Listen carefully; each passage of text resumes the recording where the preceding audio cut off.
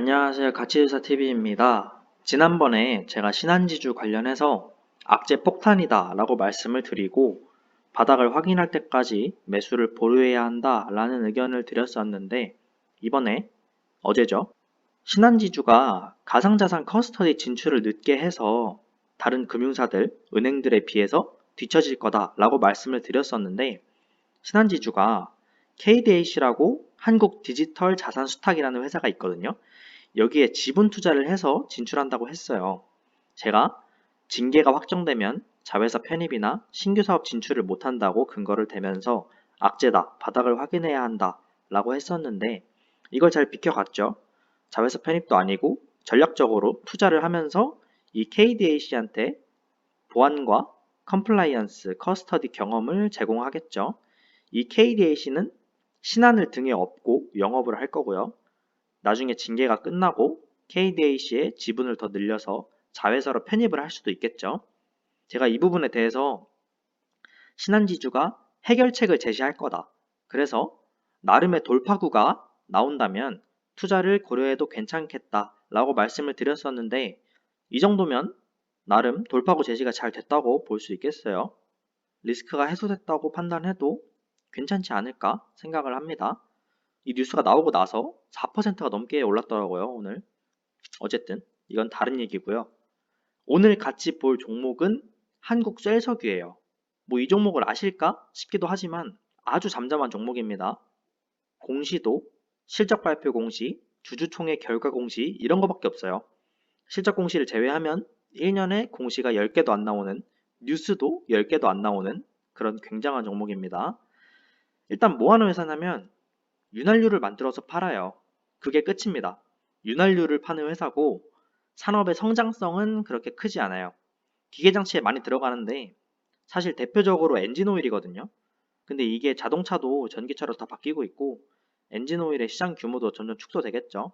정유사들 경쟁도 심해지고 있고요. 그래서 쇠퇴기에 가깝다고 볼 수 있겠습니다.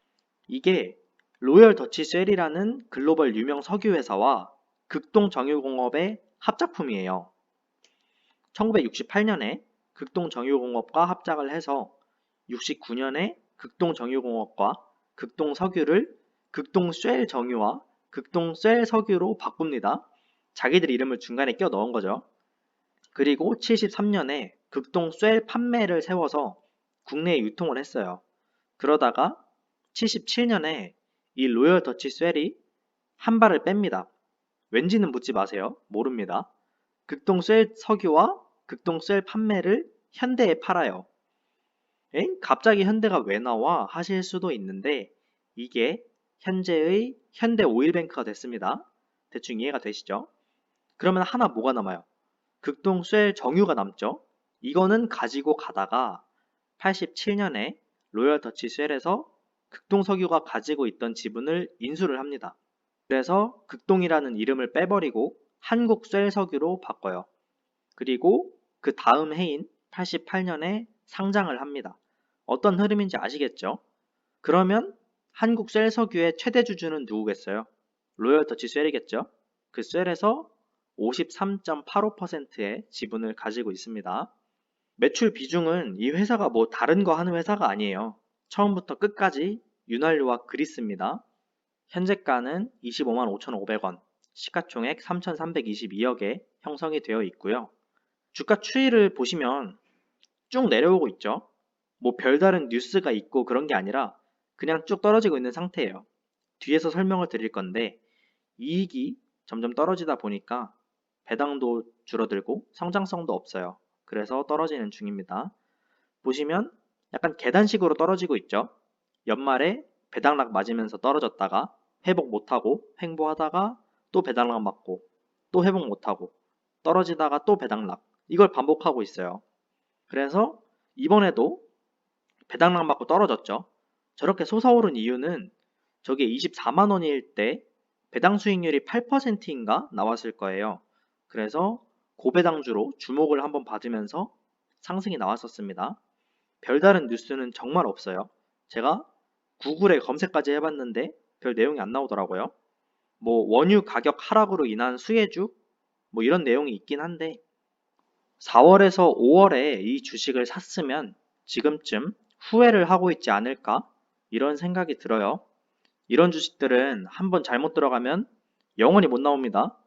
그냥 영부채 사다 생각하고 배당받으면서 지내시는 게 심적으로 나을 수도 있어요.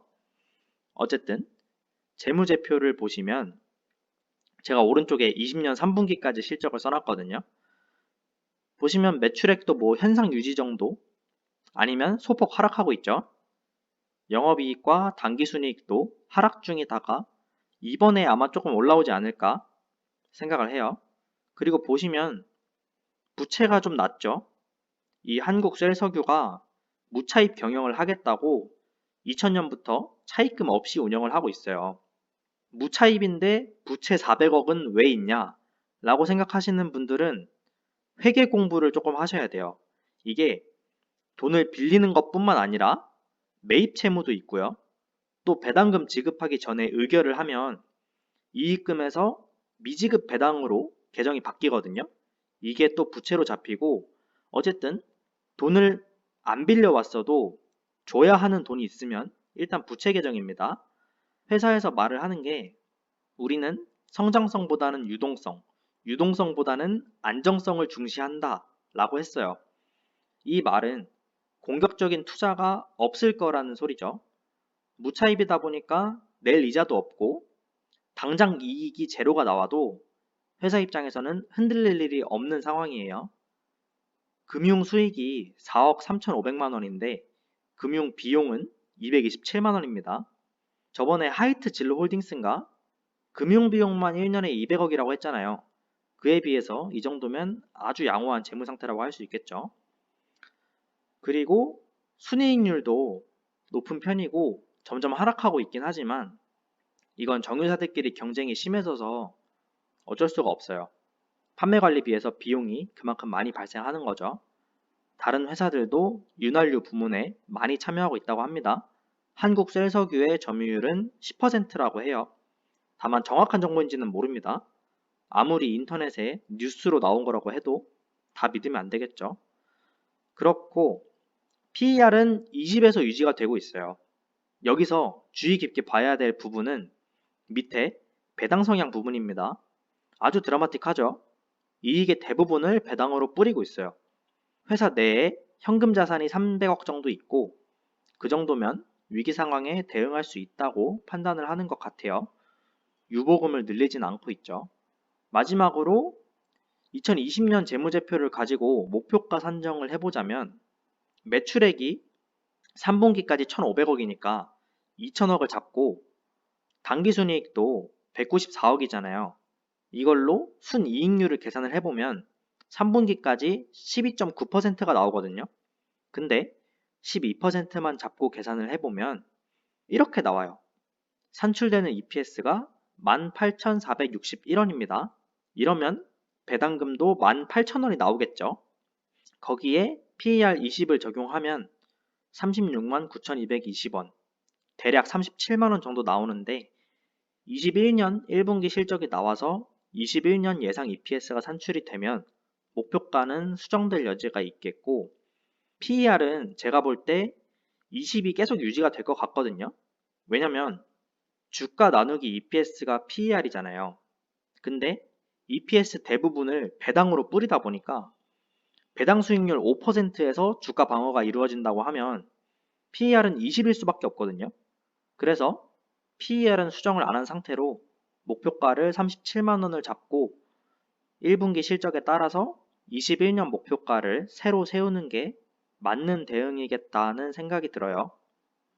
유가가 16년에 저가를 찍고 19년까지는 나름 상승을 해오다가 2020년에 최저가를 한 번 더 찍었거든요. 이게 좀 늦게 반영이 되니까 21년에도 원래 수준보다 훨씬 싼 원재료비가 든다는 것이고 그러면 제 생각으로는 21년이나 22년까지는 이익이 괜찮지 않을까 생각이 들어요. 그래서 2년간 배당도 괜찮을 거고 최소 17,000원에서 18,000원대 배당이 나오지 않을까?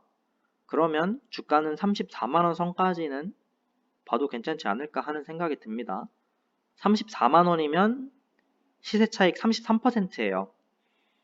배당 수익 6.6%를 두 번 먹고 34만 원에 판다고 하면 45% 수익률을 기대할 수 있다는 건데, 이렇게 말은 하지만 사실 20% 정도 오르면 팔겠죠.